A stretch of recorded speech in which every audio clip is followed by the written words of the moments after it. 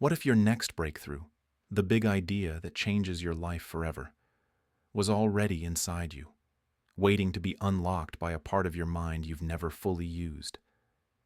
This is the mystery of the sixth sense, and today we're diving deep. Napoleon Hill described the sixth sense as creative imagination, a bridge between your conscious thought and infinite intelligence. It's not fantasy. It's not fiction. It's the hidden force behind every genius-level achievement. And here's the catch. Most people go their whole lives without ever using it on purpose. But those who do, those who deliberately activate it, become the visionaries, the inventors, the leaders who shift the world. The sixth sense is your creative faculty. It's how new ideas, inventions, innovations, and even revelations emerge. Hill says all true flashes of genius come from one of four places: infinite intelligence, your subconscious mind, another person's conscious thought, or their subconscious storehouse. Let's break that down. When a hunch or inspired idea enters your mind, it's not random. It's energy, an impression, transferred from one source to you. These ideas come when your brain is vibrating at a higher frequency. That's why they often appear when you're inspired, excited, deeply focused, or even in love.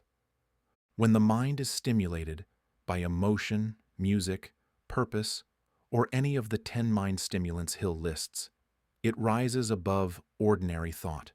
You enter a higher plane. The distractions of daily life disappear, and you're able to see beyond the horizon of your current reality. This is when creative imagination kicks in. It's like flying above the clouds. Suddenly, everything becomes clear. Here's the secret. Your sixth sense doesn't just happen. It must be trained, cultivated, and used. The more you rely on it, the more it responds. The great artists, inventors, and entrepreneurs we admire, people like Edison, Tesla, Einstein, Beethoven, were not just intelligent. They had discovered how to enter this higher state of vibration and receive ideas from beyond.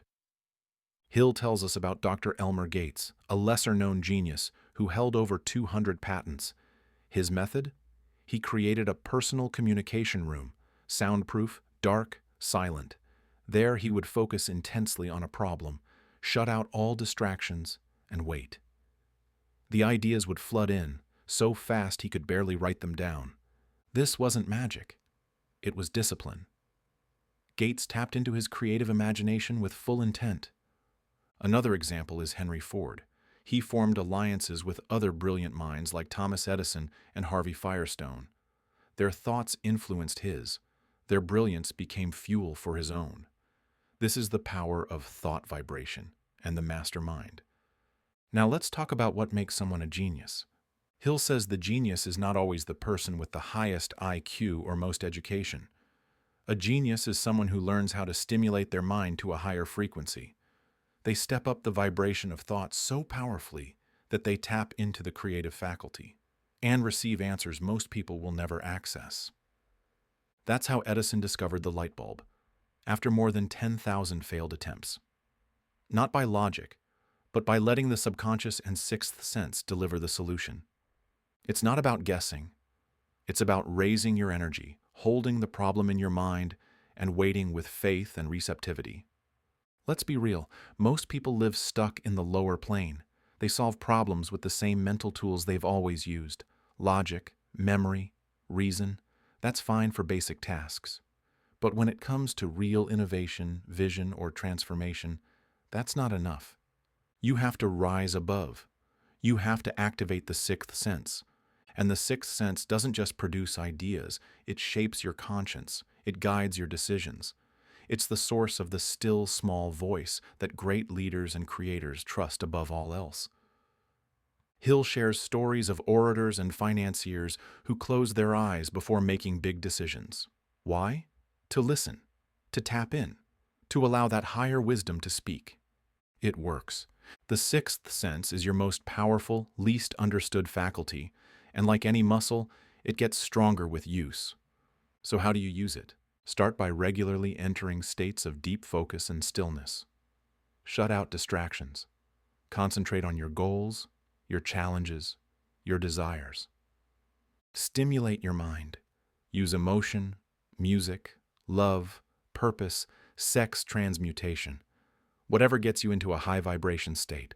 Hold the question in your mind, then let go. The answers will come. Not always immediately, but they will come.